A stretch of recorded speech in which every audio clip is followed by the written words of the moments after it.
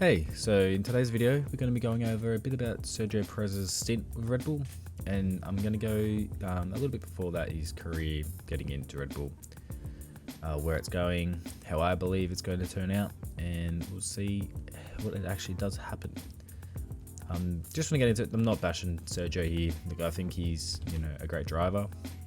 Do I believe he deserves that seat? No. Do I believe someone else will do better in that seat? Probably not. We've seen how other people have gone in that car.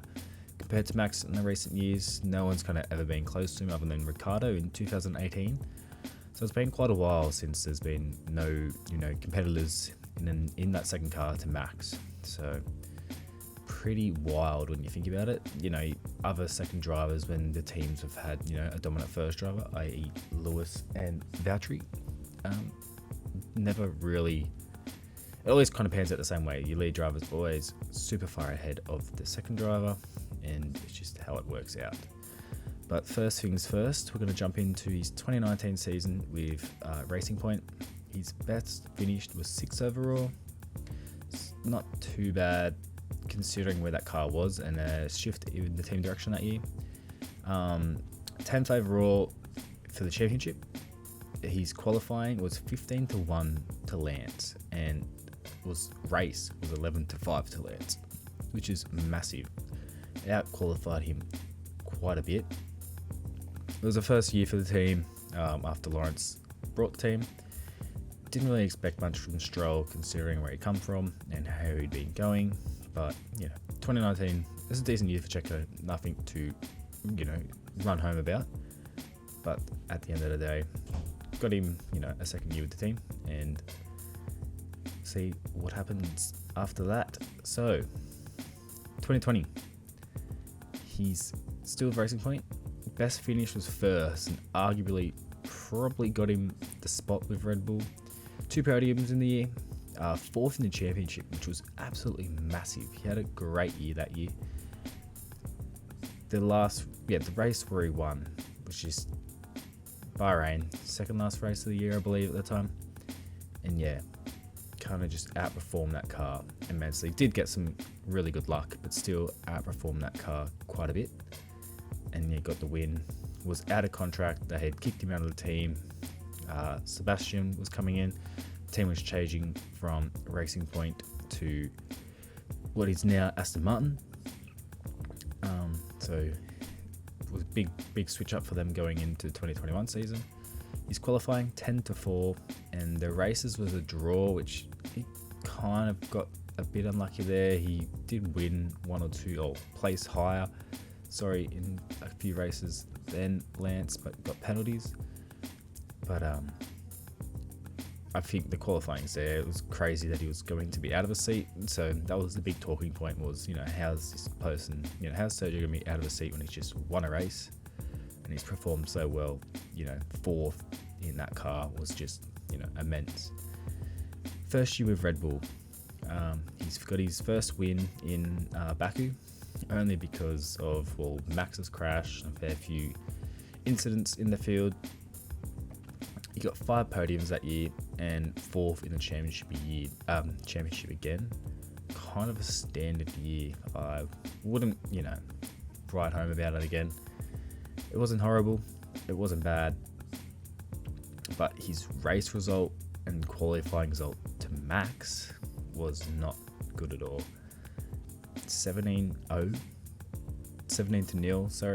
in race results and 20-2 in qualifying results. So he was just, I know it's his first year in the car, but that was just a massive gap, and it never really gets better.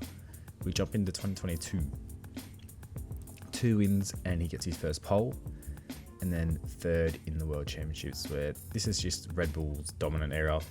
This is where it all happens. Max is just another level.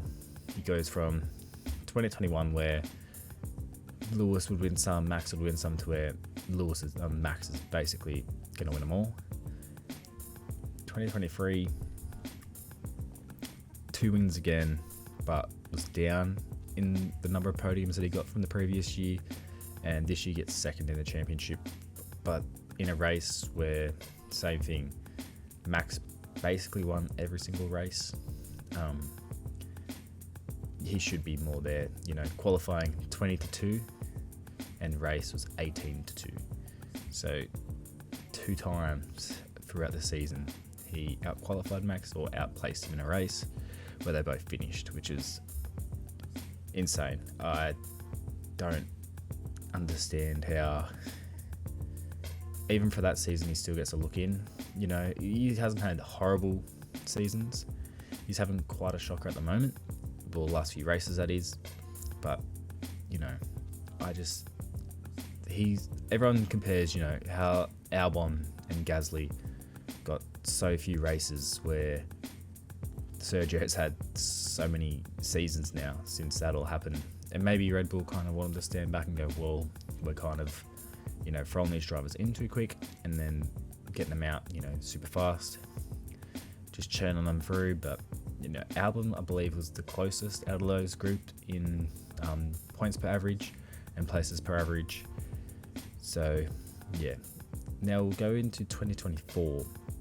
So far, no wins, no poles, 4 podiums in the first 9 races. You know, it was a good start to the year for Checo, but it's just gone away for him now. 0-5 in quali, 0-5 in the race. He's had 3 shockers in a row, 2 DNFs. He had an absolutely horrible. Say the Monaco race wasn't really his fault, but at the same time, he qualified down there. You know, whenever at the back there, you're in trouble. You are asking for trouble whenever you qualify at the back. And then Canada has an absolute shocker. Puts it into Pierre at the start. Just craziness. And then loses it once he gets onto the slicks. And, you know, that's his race over. So 2 really bad races back to back for Sergio. And I don't say get any better personally. He just always has a bit of an excuse. Something about the car, or just something wasn't right. I think you got to kind of go, well, when's, you know, the excuse is going to stop and it's going to come out normal, you know, how it's meant to be. I just don't believe that the 2 years that he's been resigned for is what he's going to get. I believe he'll be there for this year and then he'll be moved on. I don't see him staying for the 2 years. With the constructors now getting as tight as it is, the last few years they've been able to do it with just Max. And sure, Sergio's been there, you know, he was second the year before, but still, I just don't think he could be there next year. It was going to be a race to the title this year for constructors, I believe. Max will more than likely win the World Championship, but for constructors, you know, it's either between McLaren or Ferrari if you want to put it like, you know, it's a 2-horse race and Red Bull only have 1 horse in the race with Max. So it's going to play on them a bit, and I believe for the following year he will not have the contract. Coming out that Danny Rick is going to have to fight for his seat, so maybe he's not safe. Maybe they could get Lawson straight up into the Red Bull, but I doubt that. They might have someone else in line. But yeah, let me know down below what you guys think. You know, again, this isn't me taking a stab at Checo. I'm a fan of Checo. It's just kind of outlining that I don't believe he deserves that seat, and he just has not performed well in the Red Bull, considering that year he had before he came into the Red Bull was great, and it's just never been the same. He just kind of hasn't driven that car to his full ability, I believe, which is a shame. But yeah, let me know down below what you guys think and who you think should replace him. Yeah, cheers. So if you liked the video, just give it a like and subscribe. Cheers. Thanks, guys.